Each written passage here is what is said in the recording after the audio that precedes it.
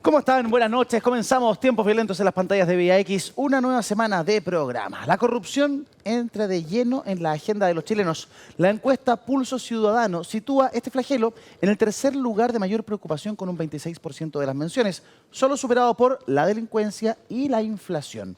No por nada el gobierno endurece el tono para referirse al escándalo político del año, las fundaciones. Y fue el propio ministro de Justicia, Luis Cordero, quien ahora habla directamente de corrupción, luego de que la Contraloría declarara como ilegales convenios por 13.000 millones de pesos. En la otra vereda, la oposición volvió también a endurecer el tono y ahora no solo centran sus críticas sobre el ministro Jackson, sino también sobre el titular de Vivienda y Urbanismo, Carlos Montes. ¿Cómo se hace para que una situación como la que hemos conocido en estas semanas no se vuelva a repetir? ¿Hay que legislar más sobre la materia, rigidizar los procesos o, como dijo el ministro Cordero, hay que capacitar a las personas que llegan a cargos directivos por primera vez?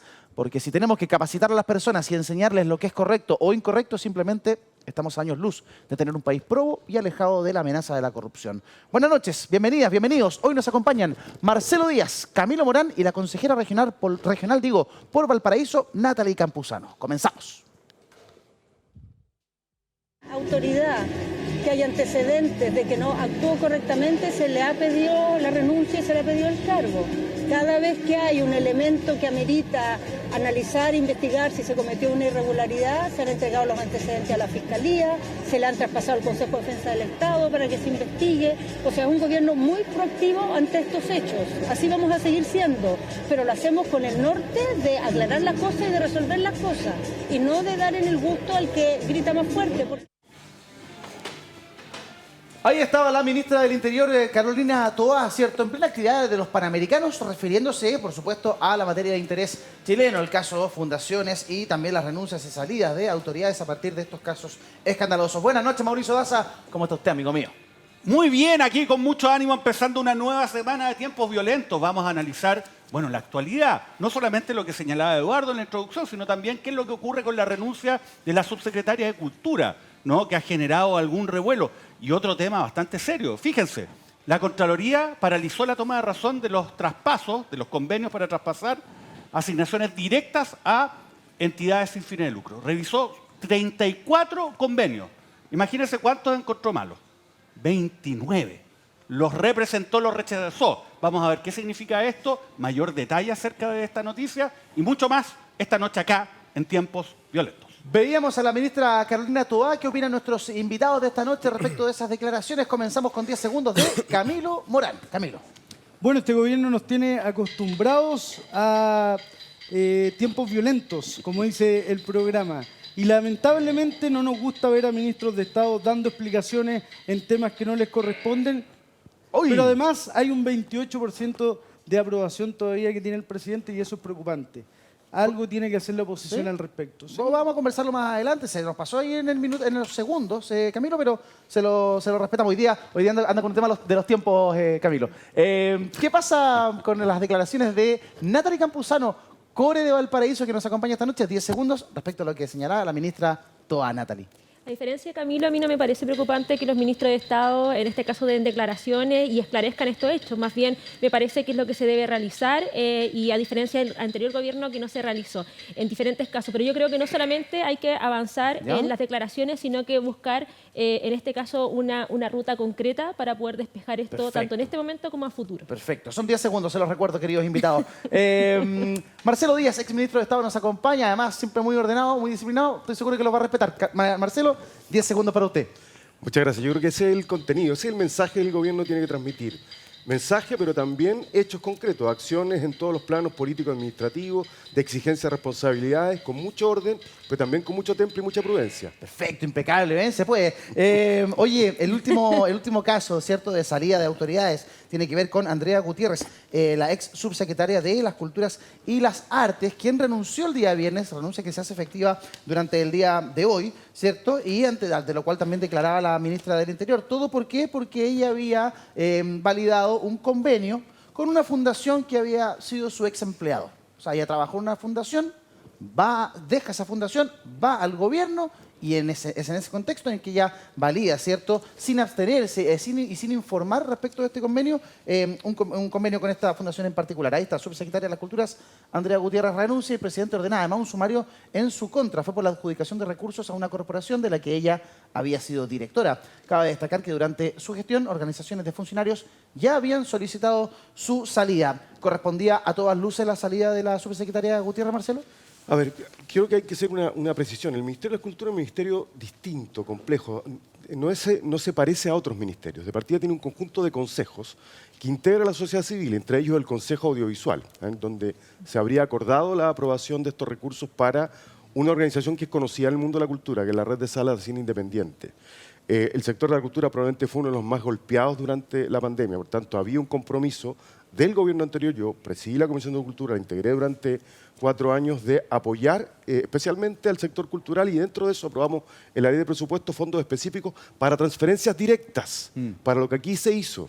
Porque la red de salas de cine independientes, son creo que cerca de 9 salas, no podrían funcionar de otra forma ni salir de la crisis en la que, insisto, el sector de la cultura quedó, porque hay precarización laboral, trabajo estival, es decir, hay muchas condiciones que lo hacían especialmente golpeados. Creo que le asignamos $10 millones por el gobierno anterior, aprobado por unanimidad del Congreso, fue una negociación con el ministro Cerda de aquella época, para asignación directa que correspondía ejecutar en este gobierno, y eso es lo que se hizo. ¿Por qué renuncia la subsecretaria? Yo creo que al final es un hecho que era inevitable, porque ella, aunque no haya participado, aunque esto lo haya resuelto por unanimidad el Consejo Audiovisual, es decir, con representación pública y privada de la sociedad civil, quien dirigía o quien tenía representación legal de la red, posteriormente adquirió un vínculo, contrajo un vínculo sentimental con quien fuera su jefe de gabinete. Entonces, hay una cuestión estética, hay una cuestión de presentabilidad que probablemente hay que investigar. Yo creo que el sumario va a determinar, debiese determinar, que era parte de las instituciones que están destinadas a recibir estos fondos, pero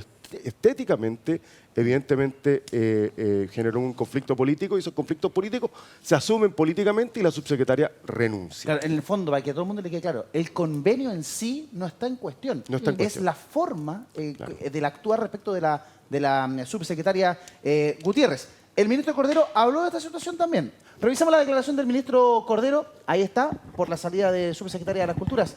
Cuando llegan por primera vez a un cargo directivo de una administración en el Estado, deberían tener una capacitación básica. Y aquí entramos en una materia que uno podría cierto, diferir respecto del ministro Cordero. Si esto existe una capacitación que se hace para las autoridades que llegan por primera vez. De hecho, más adelante vamos a revisar que esto no se hizo durante esta administración. Pero también, desde el sentido común, uno podría preguntarse, chuta, si vamos a tener que hacer una capacitación para que una persona pueda discernir qué es lo correcto de lo incorrecto, ¿estamos bien en la B, o no, Camilo? A ver, a cualquier persona cuando llega a un trabajo se le hace una capacitación, inducción, etc. Pero acá estamos hablando de probidad. En todas las carreras universitarias existen los ramos de ética, y esto viene desde la casa también. Eso se dice bien desde el sentido común. Por lo tanto, creo que el ministro trata ahí de justificar algo con acciones que no tienen mucho que ver, y por lo demás, cuando se busca una persona para que sea autoridad de un gobierno, esa persona tiene algunas características que la hacen acorde a poder desarrollar bien esa función. O sea, la subsecretaria algo conoce de cultura, yo no la conozco mayormente, pero me imagino que algo conocía de cultura, o sea, de arte. Viene del mundo de las culturas. Me imagino que viene de ese mundo, pero el tema estructural acá es un tema desde la casa, o sea, un tema de probidad. Yo creo que se está tratando de justificar el ministro Cordero, y no le encuentro sentido. O sea, si a uno lo convocan al servicio público para ser un subsecretario, para ser ministro, y tiene que ir a una clase para que le digan, chuta, si tú tienes que asignarle un fondo directo a tu ex empleador, eso tienes que informarlo. Se ve feo, ¿no? Uno de inmediato dice, bueno, esto por sentido común, uno dice, o abstenerse, o informar, o cómo funciona en la práctica. Natalie no ha hablado Sí, yo sé, con Marcelo. sí. Natalie. Sí, muy breve. Yo creo que, bueno, discrepo con lo que dice Camilo en el sentido de que creo que el ministro sí ha sido bastante tajante con el tema, si bien esto es una parte de la entrevista que ha dado que dice que falta en este caso como perfeccionarse o en el fondo tener como este tipo de acciones para tener mayor contenido en el cargo.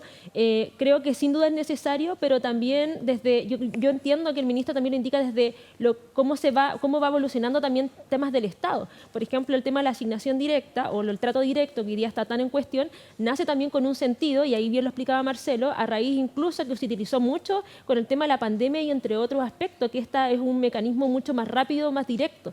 Y el tema en cuestión que está de fondo, que no se pone, de hecho la subsecretaria hace la acción de, en este caso, poner su renuncia, sino que más bien lo que se está realizando, en este caso desde mi punto de vista, es cuestionar sin duda el tema de fondo. Y yo creo que ahí el mundo político, ¿no?, que está debatiendo de esto no ha puesto el ojo donde efectivamente debiese estar, que es el tema de fondo. Sepo. Mauricio Daza, ¿qué le parece esto que plantea el ministro de que se debiese hacer un curso o una capacitación a personas que llegan por primera vez a administrar el Estado?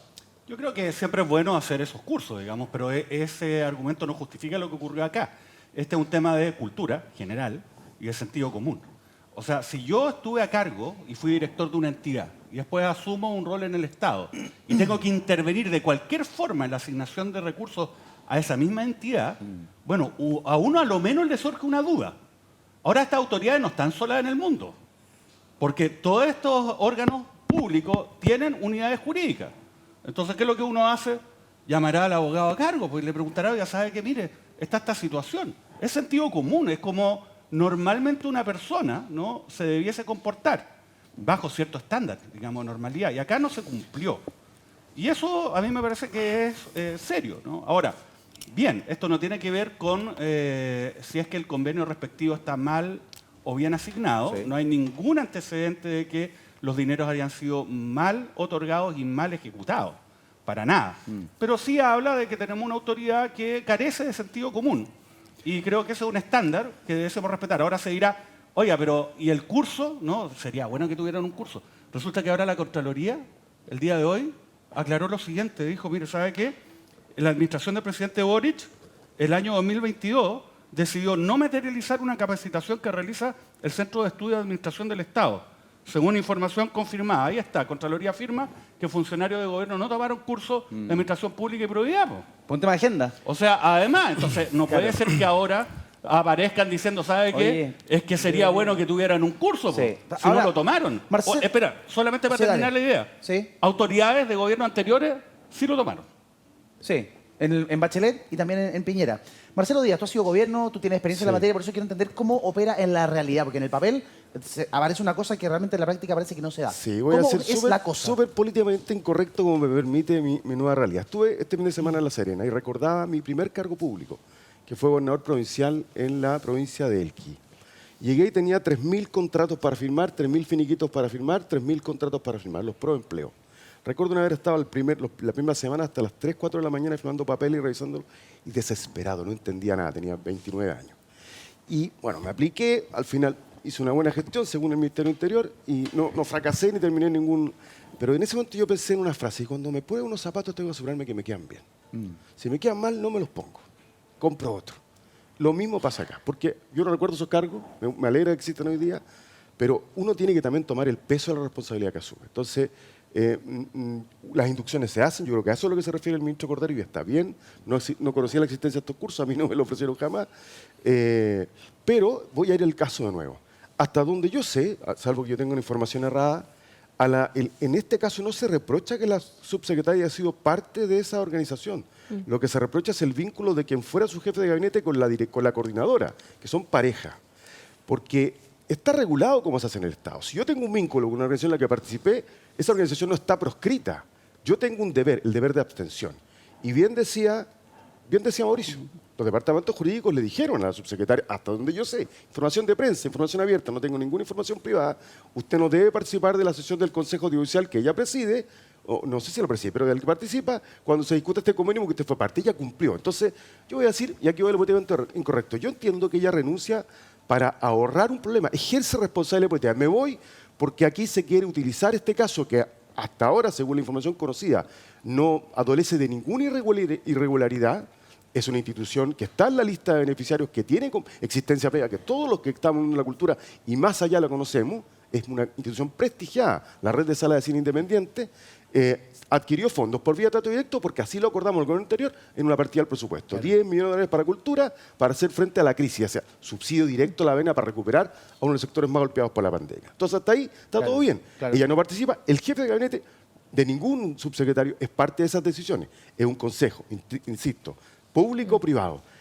Entonces yo entiendo que ella renuncia para ahorrarle un problema al gobierno. Si en cambio le pidieron la renuncia como consecuencia de esto, yo considero que es una torpeza mayúscula al gobierno. ¿Sabe por qué?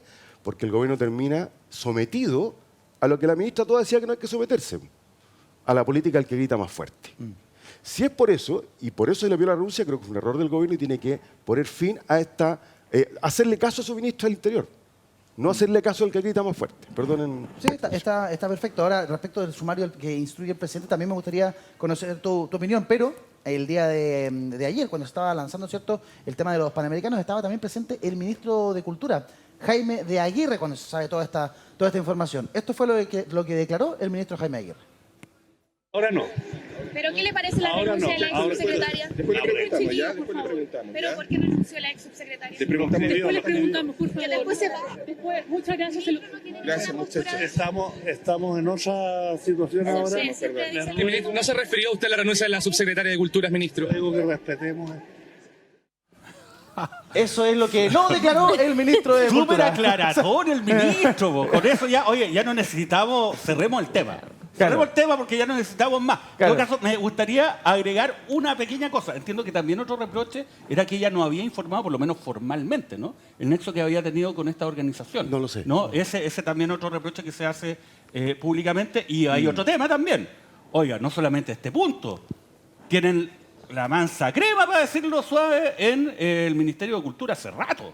Sí, ¿no? Y ahí también los subsecretarios tienen un rol, ¿no? Y esto sigue como si nada. Y además este señor de Aguirre no solamente no contesta, sino la última vez que habló fue para contradecir al presidente diciendo, ¿sabe qué? Yo al final del día considero que estuvo bien que no hayamos ido a Frankfurt. Oye, después que el presidente dijo, oiga, está mal y quiero que lo revisen. Imagínate, da esas cuyas porque parece que, bueno, el señor está en otra cosa. Sí, lo hizo en el diario del País. Si Natalie. tú me permites, a modo de reflexión, yo creo que sin dudas hay casos que efectivamente requieren de una mayor profundización, que ya lo hemos visto, el caso de Democracia Viva, entre otros, ¿no? Pero también creo que es necesario que el gobierno al cual adhiero, ¿no?, también tenga la capacidad de aclarar los temas, porque muchas veces el silencio genera dudas y esas dudas muchas veces se malinterpretan y se utilizan, ¿no?, por parte del mundo de la oposición, que hoy día está, en este caso, está buscando espacio para poder incidir. Y creo que el silencio que en este caso tiene el ministro podrá ser desde su agenda estratégica, no lo sé, solamente genera esa duda que incluso con el relato que hace Marcelo acá, uno puede entender mucho más, ¿no?, el conflicto como tal. Entonces, creo que ese silencio o esa estrategia comunicacional que hoy día se está dando es una estrategia que es errada y que tampoco viene a aportar mucho al espacio de lo que hoy día somos parte nosotros del Frente Amplio. Es una crítica de una manera constructiva, pero creo que hay muchas cosas, hay mucho humo de por medio y en tanto humo muchas veces no se va a esclarecer lo que efectivamente es incorrecto de lo que efectivamente está correcto. Y respecto de lo que planteaba Marcelo, Camilo, esta renuncia, ¿cierto?, o salida de Andrea Gutiérrez es bastante más digna o bastante más responsable respecto de su gobierno de lo que han tenido otras figuras políticas u otros protagonistas de otros escándalos. Como Giorgio Jackson, por ejemplo, que pudo haber sido lo solidario que fue la subsecretaria y renuncia. Giorgio Jackson hace mucho rato pudo haber sido solidario con su amigo, con su gobierno, con su proyecto político y haber salido del gobierno. Y creo que lo de la subsecretaria, a mí personalmente, insisto, no la conozco, no tengo idea de su trayectoria, me parece que es responsable en hacerlo. Marcelo lo decía, si se lo pide el gobierno, ya ahí eso es un poco complicado y es distinto. Pero si ella lo hace porque se da cuenta que efectivamente lo hizo mal, tal como decía Mauricio, se asesoró, le dijeron que no lo tenía que hacer, lo hizo de todas maneras. Si ella se da cuenta y renuncia, me parece que es... más allá de que se tiene que seguir adelante con el sumario, se va a esclarecer, etcétera, etcétera. ella toma, digamos, el sartén por el mango y dice, no, yo renuncio. Me parece correcto porque ya se pudo dar cuenta y comprobar que estaba cometiendo un error administrativo. Creo que esa solidaridad que tiene la subsecretaria, en ese sentido, insisto, Sí. es la que le hace falta a algunas otras autoridades de este gobierno. Vamos a entrar en materia de Giorgio Jackson, pero antes vamos a destacar algunas declaraciones vertidas por el ministro Cordero en el programa Mesa Central de Tele 13 y que rescata el diario La Tercera. El ministro Cordero por lío de platas de Fundación Democracia Viva. Hay casos que derechamente tienen que ser calificados como corrupción. El ministro de Justicia aseguró que hay un problema estructural y que es altamente probable que la auditoría de la Contraloría sea extremadamente severa con la polémica asignación de recursos desde la Seremía de Vivienda de Antofagasta hacia la Fundación Democracia Viva. Endurece el tono también el gobierno, no se queda en lo que habíamos visto hasta la semana pasada, sino que aquí hay una ofensiva del titular de justicia, no es cualquier autoridad, ¿cierto? Es directamente un ministro importante, un ministro relevante, el que sale a decir esto es corrupción. Y aquí hay un problema estructural, lo que además nos adelanta que hacia el futuro podríamos ver más casos como este, Marcelo. Sí, bueno, se está convirtiendo en una tónica, ¿no? El que va fijando un poquito la línea de la reflexión más estratégica del gobierno la plantea el ministro de Justicia. Yo creo que él hace una calificación que es política porque él además es un brillante abogado, sabe que la calificación penal en último término le corresponde a los tribunales. Pero toma una decisión política al gobierno, decir, mire, estamos frente a casos de corrupción, nosotros no le vamos a quitar el pecho al bulto, ¿no? A las balas. Siempre me va mal con los refranes, no sé para qué cuando éramos se pasaba lo mismo, oiga, y decía, bueno, el pecho a las balas. Poniendo el pecho a las balas. Eso, el pecho a las balas. Yo creo que esa es una buena cosa, que no tiene que ver con la calificación jurídica, me parece una línea correcta, pero también aquí falta, por ejemplo, una reflexión. Yo leía el fin de semana noticias sobre el informe de Contraloría de 34.000 millones, 29, 34 convenios, 29. Eso. Súper bien. Importante, y esa es la pega. Toma razón, los considera que no se ajusta a la legalidad, los representa, ¿cierto? Ese es el procedimiento de la Contraloría. Creo que es importante que la Contraloría nos regale otro análisis. ¿Cuántos para atrás fueron tomados de razón y que tienen el mismo estándar? Porque, y no estoy apuntando a la Contraloría, lo ha hecho muchas veces el Contralor, le faltan recursos, le faltan investigadores. Para hacer la macroinvestigación que está haciendo ahora, anunció que tenía que dejar muchas otras investigaciones relevantes de lado. Claro. Pero es importante, ¿sabes por qué? Para entender la magnitud del problema ya más omnicomprensivamente. Claro, ¿Qué tenemos que hacer? ¿Dónde está el problema? ¿Dónde está la falla? Sí. Porque no me digan a mí que son estos últimos 34 contratos los únicos que pueden haber tenido problemas y que antes la Contraloría no tuvo ningún fallo y todos los que pasaron toma razón están sobre el estándar. Ese es un dato importante. Sí, además y que, cuando digo antes no me refiero solo al gobierno anterior, al ante y anterior y anterior. Exactamente. Hay que tener real conocimiento, a cabalidad lo que pasa acá. Mira, todo esto que apunta Marcelo corresponde a acuerdos suscritos este año, el 2023. Y el monto involucra más de 13.000 millones de pesos, solo este año. Sí, imagínense hacia atrás. Natalie. Déjame agregar una cosita, que este tema, bueno, hoy día se instala a nivel de gobierno central, pero si tú analizas de estos casos, muchos son de gobiernos subnacionales, gobiernos regionales y también en este caso municipales. Entonces, cuando tú vas poniendo la lupa, te das cuenta que efectivamente el tema es estructural. Puede ser en este gobierno, pero como bien dice Marcelo, en este caso, si lo vemos para atrás, podemos tener incluso como también una coyuntura que puede ser mucho mayor. Entonces, también hacer esa declaración de decir que acá algo pasa, ¿no? Sí. En los gobiernos subnacionales también, a raíz de que son de los 29, entiendo que uno es del gobierno central y los demás son de gobiernos regionales. Regionales. Mauricio Daza. Claro, lo que dice Natalie es muy relevante, ¿no? Porque acá lo que se analizó precisamente fueron convenios que han sido suscritos, ¿no?, por los gobiernos regionales, que los gobiernos regionales están a cargo de una autoridad independiente del gobierno del presidente Boric. Son autoridades electas, ¿no?, el gobernador regional, y además también pasan por un, entre comillas, control, que se supone que es del Consejo Regional, ¿no?, donde hay representantes de todos los partidos, y muchos de estos convenios han sido aprobados unánimemente. Entonces ese también es un tema, ¿no? Entonces esa perspectiva también hay que analizar y poner el ojo ahí qué es lo que está ocurriendo. Además, es una muestra que tampoco es demasiado representativa, lo que es preocupante para estos efectos, porque resulta que son solamente aquellos convenios que tenían que pasar por toma de razón. Y en Chile, los convenios que pasan por toma de razón son aquellos cuyo monto supera las 5.000 UTM. Sí. O sea, estamos hablando de más de 300 millones de pesos. Y hay muchos otros convenios, los cuales no tienen toma de razón, ¿no? Porque, por ejemplo, en el caso de Democracia Viva y en otros equivalentes, han sido divididos en términos tales de que un convenio, que en la práctica es una sola actividad, se dividía en 3 convenios, por ejemplo, chicos, chicos entre comillas, no chicos para lo que estamos hablando, de 200 millones de pesos, 190 millones de pesos, ¿no? Se entregan 3. Entonces son 3 convenios, ninguno de los cuales pasa por toma de razón. Eso es lo que ocurrió, por ejemplo, en el caso de Democracia Viva. Entonces, también ahí hay, digamos, un manto oscuro que se debiese investigar. El problema es que todos se llenan la boca con esta cuestión, pero nadie dice, ¿sabes qué? Le vamos a entregar no solamente más atribuciones, sino sobre todo más recursos humanos y materiales a la Contraloría para que pueda hacer una pega y abarcar más y ver qué es lo que pasa ahí, insisto, en esa zona oscura que todavía no es objeto de un análisis exhaustivo ni generalizado. Sí, yo creo que Natalie pone el dedo de una de las tantas llagas que tiene este gran tema, que son los dineros que entregan los gobiernos regionales. Mire usted el ejemplo de los lagos. Vea este titular. Gobierno regional de los lagos es el más complicado. Los 22 convenios con fundaciones que les objeta a la Contraloría, consejeros regionales, solicitarán un pronunciamiento formal en la sesión plenaria que se realizará el martes y miércoles de la próxima semana en la comuna de Maullín. Hay que recordar que en el gobierno de los lagos, en particular, hay muchísimos convenios que llaman la atención, ¿cierto? Pero hay uno con la Fundación Participa, que es una fundación que reúne ciertas características que usted ha escuchado probablemente. Una fundación nueva, una fundación que se ha adjudicado millonarios contratos, y uno de ellos es de más de 1.200 millones de pesos, directamente a través de traspasos por el convenio. Fíjese que el Contralor Jorge Bermúdez congeló la toma de razón de los convenios en el país tras los casos que estallaron como los denominados líos de plata. Y a un mes de ese freno mano, la entidad ya cuenta con un primer estado de avance, de lo que decía Marcelo. 34 casos analizados, 29 no cumplen con los estándares. La cifra es impresionante. Y respecto de los lagos en particular, fíjese que entre las transferencias declaradas ilegales por Contraloría figuran los 1.200 millones que el Gore de los Lagos, en Patricio Vallespín, exdemócrata cristiano, se lo entregó, lo estamos viendo ahí, lo estamos viendo en imágenes.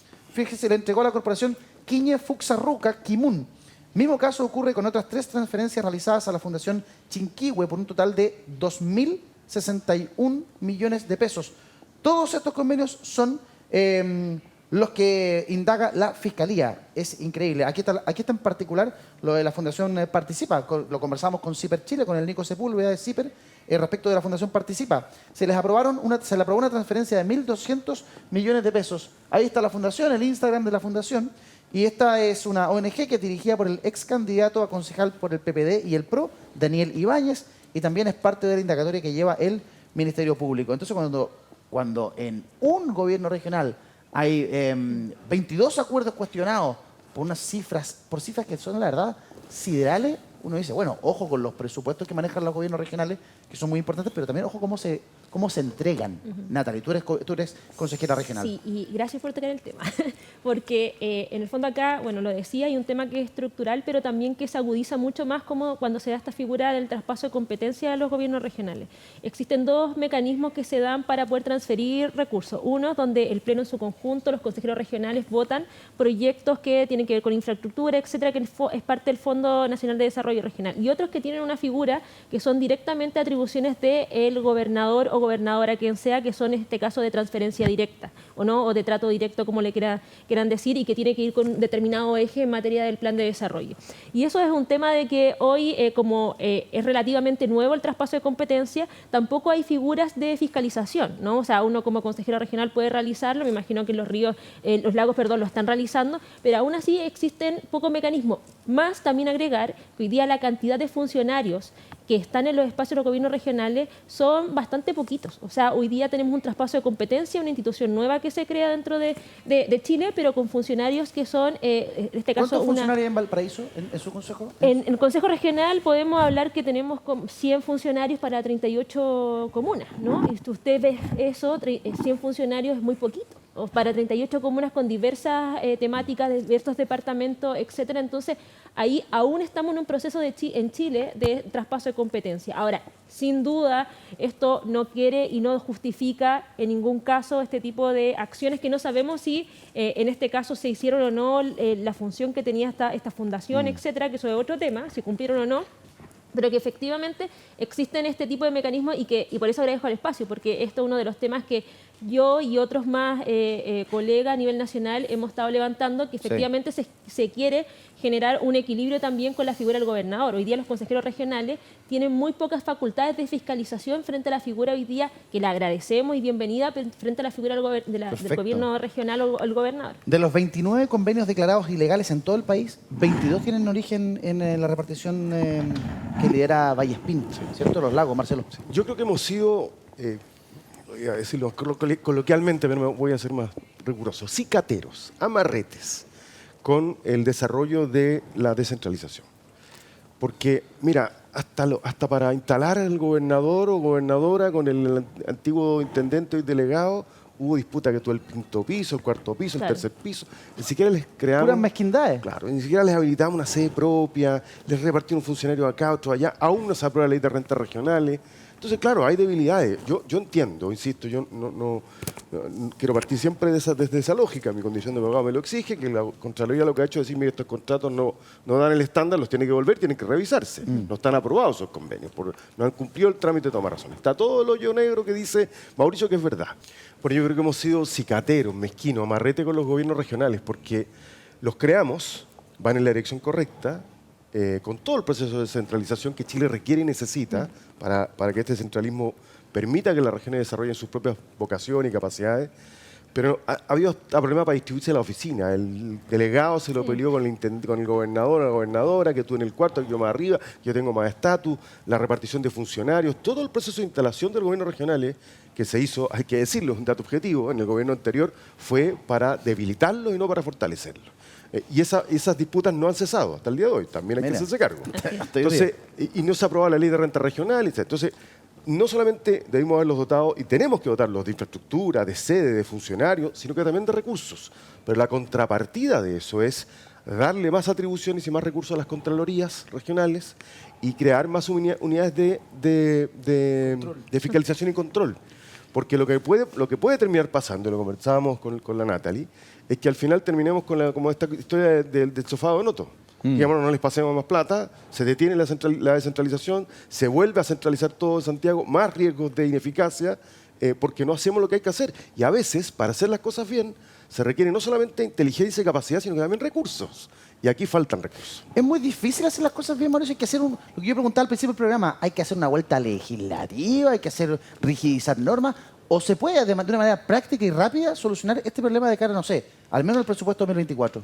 Bueno, hay que analizar también, ¿no? Nosotros tenemos un universo acotado de casos, por más escandalosos que sean, respecto al universo general de transferencias, que son miles, ¿no? Entonces hemos hablado de cuántos casos. Claro, cada uno de ellos muy grave y merece, obviamente, donde corresponde un reproche y siempre un análisis que sea exhaustivo, ¿no? Pero hay que ver, yo estoy de acuerdo con lo que se señala acá respecto de la descentralización. La verdad que la promesa incumplida por toda la administración hasta el día de hoy es precisamente permitirle a los gobiernos regionales, a nuestras regiones, que puedan tomar un rol activo en decidir, ¿no?, su propio futuro, asignando, ¿no?, recursos a lo que son sus necesidades que sean más inmediatas. Ahora, respecto de la Contraloría, es verdad.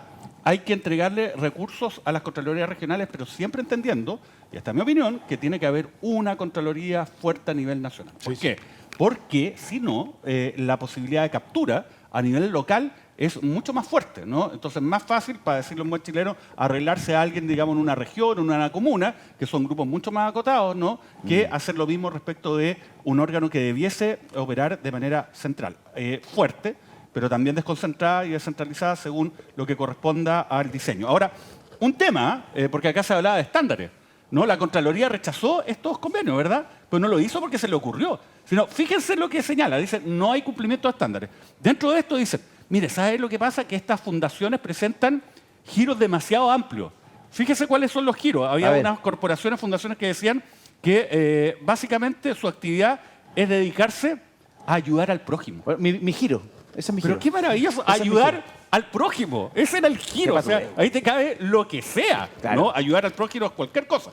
Bueno, además se señalaba que los objetivos de cada uno de estos convenios tampoco estaban muy bien precisados, ¿no? Y tampoco los ítems en que se dividían los distintos gastos tampoco. Pero fíjese, por ejemplo, un caso, la famosa Fundación Participa, ¿no? ¿Sí? Que nosotros hablamos la semana pasada. Le entregaron 1.200 millones de pesos de un paraguaso para la regularización de propiedad, ¿no? Esto en un contexto en el que el Ministerio de Bienes Nacionales ya tiene programas que ejecutan ellos mismos para realizar esta misma labor. Pues le entregaron 1.200 millones de pesos. Y el giro de esta actividad es básicamente contribuir al desarrollo democrático de la sociedad chilena. O sea, perfecto. Ahora, la duda es por qué le entregan a una fundación que no necesariamente es una entidad que haya realizado esta labor antes, ¿no? 1.200 millones de pesos para regularizar propiedad, ¿no? Cuando existen otros programas públicos en ese mismo sentido y no sé si van a regularizar cuánta propiedad, tampoco se señala cuántos números, ¿no?, de propiedades se van a concretar en estas regularizaciones. Por 1.200 millones de pesos, la verdad que yo creo que van a regularizar gran parte de la región. Entonces, ahí vienen dudas que son razonables respecto a estas asignaciones. Y esta asignación es de los gobiernos regionales, Claro. no es del gobierno central, no de la administración Boric, para decirlo de alguna forma. Sí, fíjate, Eduardo, Camilo. a mí me pasa que sin duda acá se identificó una forma de defraudar, ¿ya? Y ahí, modo operandi se le dice también, ahí el Ministerio Público tiene que ser severo, claro, y tenemos que tener alguna respuesta. Pero también me pasa que pagan justos por pecadores. También hay un montón de fundaciones que han hecho la pega durante años, que han postulado a los fondos, incluso a los de asignación directa, han presentado la documentación, han rendido bien y se han mantenido vigentes por años haciendo una muy buena pega. Entrando, digamos, como le gustaba decir a este gobierno cuando hacía campaña, irrumpiendo en el tejido social. Y lo hicieron muy bien. Y acá están pagando ellos también porque se les cuestiona, se mira, se va a investigar, se está investigando a fundaciones que no me cabe duda que han hecho una buena pega y que lo que decía ahí ¿qué era? ¿El giro de la fundación? El giro era ayudar al prójimo. No me cabe duda Mira, qué que hay notable, muchas fundaciones a las que se les asignaron recursos que sí ayudan al prójimo, pero sin duda que acá hay una forma de operar, identificaron una forma de defraudar y hay que seguir el hilo y ojalá que tengamos respuestas claras y contundentes al respecto. Saber quién fue, yo no estoy apuntando a nadie con el dedo, no estoy diciendo quién fue, no me corresponde a mí, pero creo que el Ministerio Público acá tiene que dar ejemplo. Algo que decir. Y sin duda la administración también se tiene que hacer cargo de lo que hablábamos previamente. Yo estoy súper de acuerdo, las herramientas de control tienen que existir, tienen que ser claras y que esto le enseñe a la administración que hay que ser contundente en eso si la ciudadanía lo espera. Claro, más que ayudar al prójimo, parece que la caridad parte por casa en algunas fundaciones. Parece que ayudar al prójimo, digamos, sus familiares, sus amigos, pero claro, ayudar al prójimo no es serio. O sea, ayudar al prójimo como giro de cualquier entidad puede ir desde construir un puente, hasta hacer obras hidráulicas o hacer conferencias de educación cívica. Mira, ahora, el problema no solamente se circunscribe a lo que conocimos de Antofagasta, a lo que vimos en la Gobernación de los Lagos, sino también en el Biobío. El gobernador del Biobío, Rodrigo Díaz, anuncia querella para aclarar uso de recursos asignados a fundaciones. La semana pasada hablamos del caso de la señorita Camila Polisi, ¿cierto?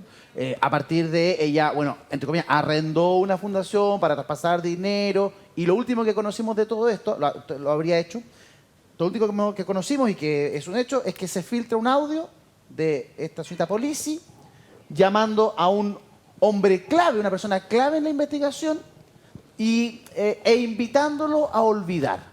Usted se tiene que olvidar, lo que sale ahí en el título, usted tiene que olvidar la operación de Polisi para silenciar al testigo clave en arriendo de fundación. Entonces, al parecer no contenta con todo lo que se habría realizado respecto de la danza de millones que se habrían embolsado de manera irregular, está el llamado telefónico de la señorita Polisi al hombre clave en la investigación, diciendo olvídese, el gobierno regional se olvidó de esto, usted quédese callado y lo manda a hablar conmigo, que yo soy la responsable de esta situación. Esto es parte de lo que se filtró la semana pasada, toda vez que ya había estallado un escándalo de los 250 millones que sacude a la fundación ENTI, asociada a Camila Polisi. Veamos. No sé, pues supongamos que llegaran. No creo. Pero si llegaran, eso usted tiene que saber que usted puede guardar silencio. Eso es todo. Y decir que yo soy la encargada del proyecto. ¿Ya? Para que esté tranquilo. Ya. La fiscalía tiene todos los documentos. Se los entregó el gobierno regional. Se los entregamos nosotros. Tiene todos los documentos. ¿Ya? Sí, porque el único respaldo que tengo yo, que yo tengo el único documento que nosotros le firmamos el poder, nada más, no tengo ningún documento más. Ya. Sí, pues. Y le tengo los pagos que la plata que usted me dio. Sí, pues, no, eso no, yo no le he pasado nada a usted, pues. Usted no ha recibido ningún dinero, nada, pues si yo lo he ayudado, usted nomás, lo he ayudado. Sí. Con la cuenta, a veces y todo, pero nada más, acuérdese de eso. Sí.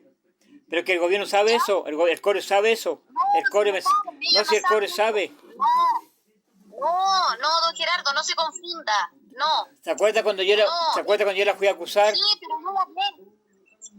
¿Ah? Ellos se olvidaron de eso, se olvidaron, ¿me entiende? Ellos se olvidaron de eso. Se olvidaron. ¿Me entiendo, no? Ya, ellos se olvidaron de eso. Usted tranquilo. Pero en la prensa parecía... Oiga, pero yo tengo los comprobantes de lo que usted me pasó. No, si yo no le he pasado nada. Yo lo he ayudado a usted, no se confunda, una cosa muy distinta. Ayudar a pasar dinero. Increíble, olvídese. Y el CORE además se olvidó, le dice Camila Polizzi, al hombre clave, a quien la denunció y por quien se destapó todo este punto en particular con la Fundación ENTI. Daza, ¿qué te parece? Esto parece el sketch de el Javier con Jami, se me cae el carnet con esta cuestión, donde había alguien, oye, ¿usted robó la gallina? No, yo no robé nada la gallina. ¿Qué comió hoy día? No, una gallina que era la misma gallina. Tal cual. No, oye, es bastante risible, ¿no? Este audio, pero también es dramático, porque, a ver, acá tenemos una persona que básicamente está tratando de interferir en los antecedentes que se entregan en una investigación criminal en curso, entiendo que es así, que esto se está investigando. Y eso es un acto que está penado por la ley, ¿no? La obstrucción a una investigación penal. Y en ese contexto no sé qué está haciendo la Fiscalía, porque yo a esta señora la formalizaría de inmediato y decretaría medidas cautelares para que no siga interviniendo en la prueba. Pues. Claro. Es más o menos evidente, ¿no? Entonces, bueno, pero esto da cuenta más o menos del descaro en el que se ha obrado en este caso y que se requiere una reacción mucho más inmediata y directa en esta investigación, ¿no? Y ojalá que el Ministerio Público reaccione a esta filtración que también es bastante insólita, digamos, ¿no? Cómo llega al medio y cómo la estamos escuchando. Pero bueno, yo espero que el Ministerio Público se ponga las pilas. En el Biobío en particular hay 3 investigaciones abiertas por la Fiscalía. Son investigaciones abiertas de oficio y que tienen relación con la entrega de recursos por parte del gobierno regional en asignaciones directas por lo demás a las fundaciones Red Cultivarte, Horizonte Ciudadano y la Fundación ENTI ligada a Camila Polizzi. Camilo Morán, ¿qué le parece? Terrible, terrible. O sea, es la peor parte de esta crisis que estamos teniendo. O sea, yo estoy de acuerdo contigo, Mauricio. O sea, aquí tiene que haber, el Ministerio Público tiene que ser claro, categórico y tenemos que tener alguna respuesta porque yo quiero volver al punto anterior. Acá pagan justos por pecadores, porque no me cabe duda que en la misma región hay organizaciones, fundaciones que hacen bien la pega, pero también estamos aquí a la luz, se está viendo que hay una forma de defraudar y lo encuentro terrible, aberrante. Es burdo, además.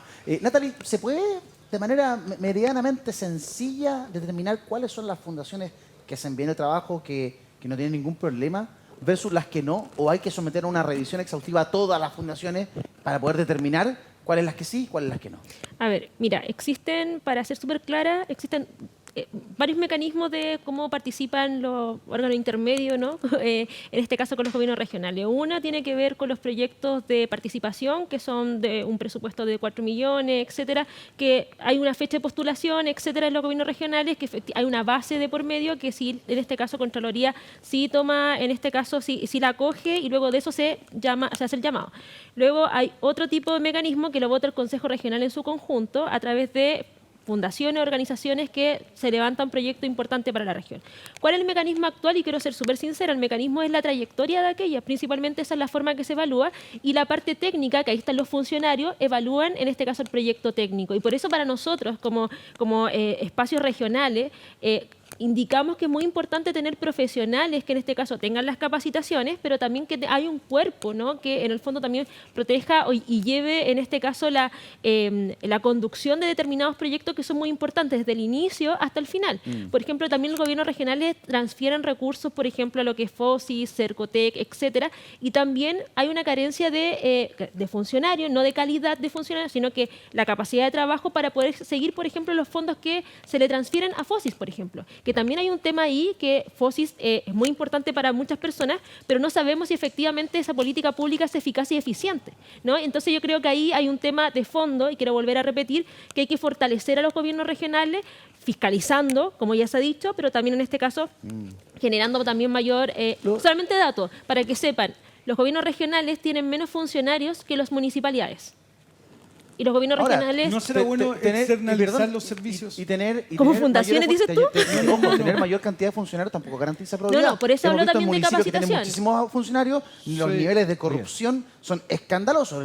Lo de las corporaciones, ¿para qué vamos a volver a revisar el detalle de todo eso? Pero En buena hora que los gobiernos regionales tengan mucho menos funcionarios que los municipios, porque tienen mucho menos atribuciones. Acá, la verdad que a los municipios se les carga permanentemente con funciones, no se les entregan los recursos, menos tienen los mecanismos de control. Me parecería escandaloso que un gobierno regional con las pocas atribuciones, ¿no? Oye, y esto es transversal, no hay caso. Se suponía que este gobierno sí iba a hacer un cambio, iba a hacer transferencia de atribuciones dentro de las facultades que se le entrega al presidente de la República. La Asociación de Gobernadores, oye, dio una declaración muy dura respecto de la ley que está impulsando el gobierno en el Congreso, porque básicamente lo que dicen, y con justa razón, mire, sabe que al final no le están cambiando el nombre a el delegado presidencial y punto, ¿no? Y no hay mayores atribuciones. Ojo, la Asociación de Gobernadores, donde básicamente, salvo en un caso, todos los gobernadores son del mundo de centro izquierdo independiente, ¿no? Entonces, la verdad que acá hay un problema que va más allá en todo caso de los partidos. No ha existido voluntad real en esta materia en ninguna de las últimas administraciones y no veo que exista. Ahora hay otro tema, solamente para complementar. Con excepción de la que la creó. Bueno, está bien, sí, ya sé que se lleve su mérito bien ganado acá, don Marcelo. Pero, antes que él lo explique por qué señala lo que acaba de decir, indicar que acá se está empezando a poner el foco, yo creo que en lugares donde no corresponde, porque es que apareció el ministro Cordero, a quien también se le está cargando mucho la mata en esto, hay que decirlo. ¿Por qué? Porque claro, él conoce derecho administrativo, ha sido un abogado litigante en casos complejos, lo ha hecho muy bien, ¿no? Y parece que tiene esa labor ahora, ¿no? También en el ámbito del gobierno.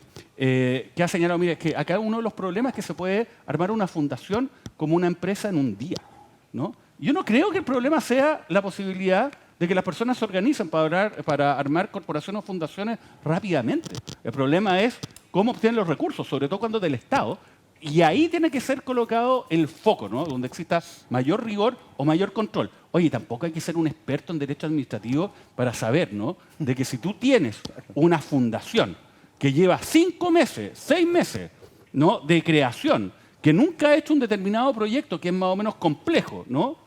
Bueno, que hay que tener cuidado en entregarle 400 millones de pesos para que haga complejas instalaciones durante un largo tiempo en asentamientos precarios. Hemos visto algunas que... O sea, no hay que ser experto en derecho administrativo. Hay algunas que tienen un giro y luego de obtenido el convenio cambian de giro para poder cumplirlo. Una cosa bien increíble, Marcelo. Primero, para decir lo que hace referencia a lo que decía Mauricio, en el gobierno representa a Bachelet nos costó sangre, sudor y lágrimas, gobierno de Bachelet 2, poder crear este germen de descentralización profunda que son las figuras de los gobernadores regionales. El equilibrio de atribuciones quedó bajo lo que nosotros esperábamos porque no había acuerdo, particularmente en el Senado. Y había un grupo bien conservador y reacio, entre otras cosas por cálculos. ¿Sí?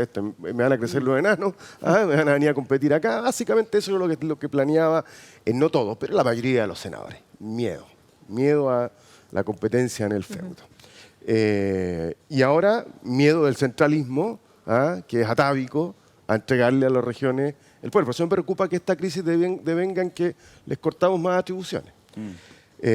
Porque entonces, ¿para qué hicimos esto? Y me alegra que haya una asociación de gobernadores porque fue lo que nosotros dijimos, cuando se cree esto, aunque se quede con poquitas atribuciones, vamos a tener un sindicato de gobernadores peleando por derechos transversalmente. Así como los alcaldes del 90. Pero voy también, y es tercer programa que vengo y tercer coincidencia sustantiva que tengo con Mauricio. Mira, para postular a la Ley de Donaciones Culturales, la Fundación tiene que tener especificado en su giro que se dedica a fines culturales también.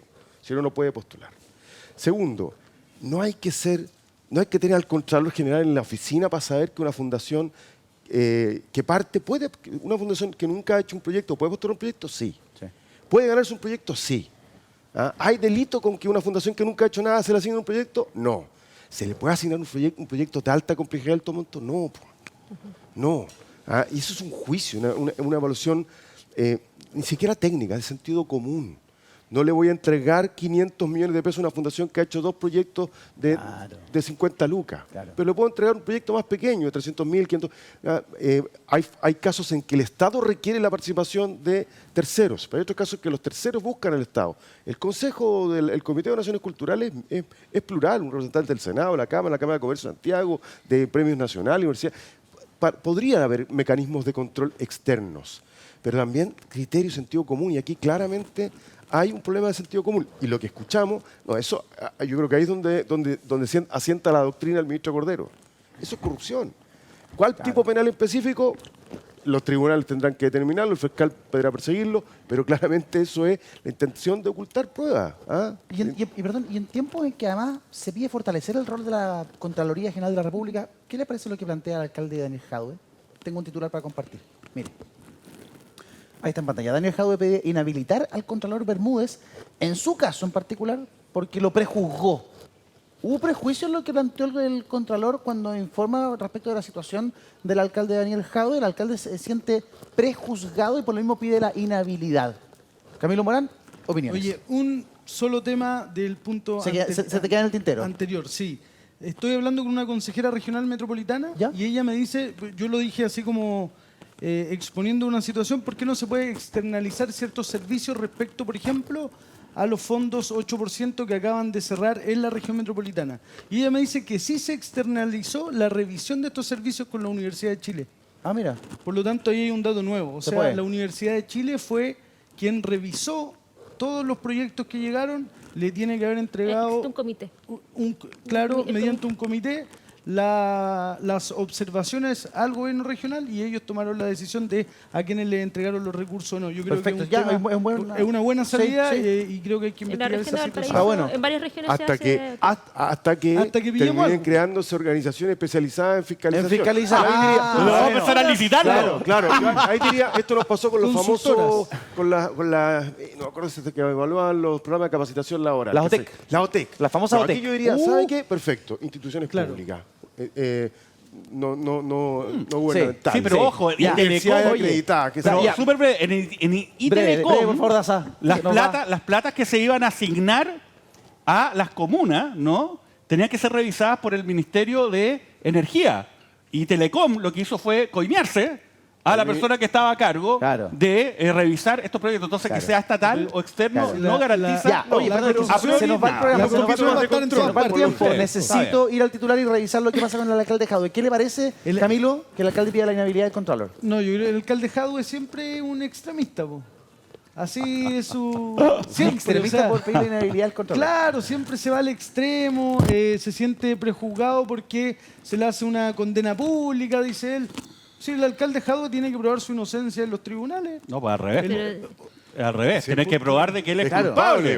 Obvio, o sea, así funciona el Estado de Derecho. Los tribunales tienen que probar que es culpable. No, los tribunales no prueban nada en Chile. Lo que ocurre es que hay órganos, Ministerio Público, que en el caso de formalizarlo, cosa que no ha ocurrido, y en el caso de acusarlo, cosa que no ha ocurrido, tiene que presentar pruebas para derrotar la presunción de inocencia que tiene no solamente él, sino cualquier ciudadano. Ya, entonces, pero tiene razón entonces el alcalde al pedir la inhabilidad del Contralor. Ejerce un derecho.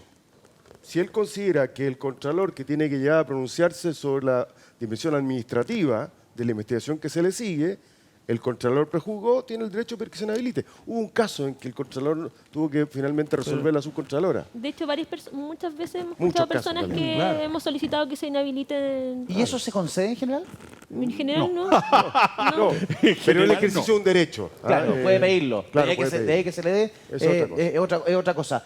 Todo esto a partir de justamente el Contralor que informó cuando se le consulta, él dice, bueno, en qué situación se encuentra el alcalde de Jadue en la vía administrativa. Esto no tiene que ver con la arista penal que lleva el Ministerio Público. Igual una cosa, no hago una defensa en razón a los detalles que puede pasar en el caso de Recoleta, pero a mí me parece que este caso, constantemente que lo leo en la prensa, desde mi punto de vista está completamente cerrado y se busca y se ayuda a abrirnos el caso. Yo creo que eso tampoco ayuda mucho para poder, en este caso, avanzar en otros temas, y que imagino que también hay interés, ¿no? Que en este caso, por parte de los espacios que tienen que investigar, tienen otros intereses también. Respecto del mismo tema, los medios. El alcalde Jadue también habló la semana pasada en torno a aquello. Esto señaló. Que el mismo medio me tenía sentado en el banquillo de los acusados hace como 4 años. ¿no? Y hace 2 también. ¿Ah? Y todavía no ha sido ni siquiera llamado a declarar. Esto a mí me parece de la mayor gravedad. Por lo tanto, vamos a ejercer todas las acciones judiciales, ¿no? Todas las penales y todas las civiles que nos permita la ley contra el editor, contra el medio, contra la periodista y contra todos aquellos que sigan insistiendo en la irresponsabilidad. Va a perseguir toda la responsabilidad judicial en lo penal, en lo civil, contra la periodista, ¿cierto? Leslie Ayala, contra el editor y contra el medio. Jadwe denuncia acciones judiciales contra la tercera luego de que la Fiscalía descartara formalizarlo. ¿Qué pasó? El 14 de julio la tercera publicó que el Ministerio Público alistaba una formalización en contra del alcalde por cohecho. Sin embargo, el diario La Segunda consultó el jueves pasado a la Fiscalía Metropolitana Centro Norte sobre esta posible acción y se señaló: no hay ninguna posibilidad de formalización para Daniel Jadwe, ya que existe una serie de diligencias e investigaciones pendientes en esta causa, cuya reserva fue renovada. Es una causa secreta. Y de acuerdo a la tercera, esta decisión se tomó por sumarse nuevos delitos a la investigación: fraude al fisco y maniobras de lavado de activos. Marcelo. Secreta la wincha. No, ya no nos hagamos los lesos. Si sabemos que el Ministerio Público es una fuente infinita de filtración. Si no hay cómo saber esto, si es que no sale de la fuente del mismo Ministerio Público. No nos hagamos los lesos. El Ministerio Público tiene que, y ahí el nuevo fiscal nacional, al que me formaba una buena opinión, fíjate, no lo conocía, también tiene que tomar carta en el asunto. Fíjate que hay países, yo no sé, lo discutimos una vez en la Cámara, en que los fiscales no pueden hacer declaraciones. Sí. Hay voceros, para que no tengan la tentación de convertirse en figuras mediáticas. Claro, pero no pueden ser las partes. Bueno, en este caso ¿cómo podría saber que el fiscal alista entonces, claro, yo en esa parte yo entiendo la molestia de Jadwe. Dice, se alista formalización, Fiscalía descarta formalización. El daño... ¿Y de dónde sale? Claro. Sí. 30 segundos y nos vamos a pausa. No solamente la Fiscalía puede filtrar. Habitualmente quienes filtran son las partes, los que tienen derecho a poder... Sí, pero lo que pasa es que pueden ser también las policías, que son quienes ejecutan las órdenes de investigar. Muchas veces son las policías las que revelan. Entonces, ese es el problema, ¿no? Ahora, para cerrar con esto, lo que dice Jadwe, en el fondo, claro, si llegan, la vez anterior dijeron, está metido en Itelecom. Bueno, resulta que él constituyó un poder para pedir copia y resulta que no le quisieron dar copia porque el Ministerio Público dijo: usted no es imputado. Después, un año después, dice: oiga, ¿sabe que usted va a ser formalizado esta semana? Y después, a los pocos días, el Ministerio Público dice: no, nosotros no lo vamos a formalizar. Claro, el mismo diario, el mismo editor, el mismo periodista, ya está bien, ¿no? Obviamente uno podría argumentar que hay una intencionalidad, pero creo que la respuesta de Jadwe es errónea, ¿no? Porque finalmente va a ser un boomerang, ¿no? Porque ¿qué es lo que le van a hacer? Usted está presionando por la vía penal al periodismo, la libertad de expresión, además él es comunista, con toda la carga, ¿no?, simbólica que tiene aquello. Respecto al Contralor, el Contralor lo único que dijo fue explicar el procedimiento. Dijo: mire, se formularon cargos, los cargos consisten en esto y este señor puede contestar. Obviamente eso lo puede indignar, pero creo que se está disparando en los pies y tiene una mala estrategia y lo está enfrentando mal, más allá que en el fondo, respecto a los hechos, claro, podría tener algo de razón. Vamos a una pausa, regresamos de inmediato con más Tiempos Violentos en esta noche de día lunes. Ya volvemos.